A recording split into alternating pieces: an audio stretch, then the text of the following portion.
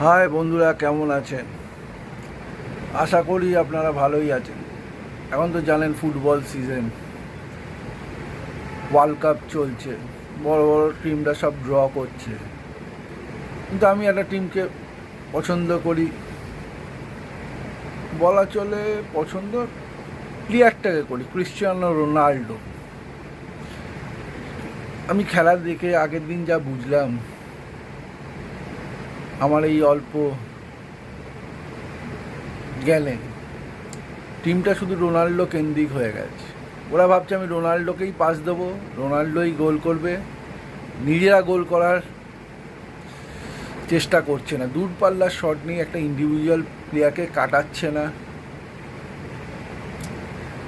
আমার মনে হয় আগামী দিন যে ম্যাচগুলো আছে, কোচ এইটাকে নিয়ে ভাববে কীভাবে টিমের স্ট্র্যাটেজি তৈরি করবে। কেন আমরা চাই যেন রোনাল্ডো এই ওয়ার্ল্ড কাপটা পায়। এই লাস্ট ওয়ার্ল্ড কাপ যদি পর্তুগাল না পায়, মনে মনে হয় যে আর জীবনেও পাবে না। দেখি সামনের ম্যাচে কি করা যায়, কি করতে পারে কোচ।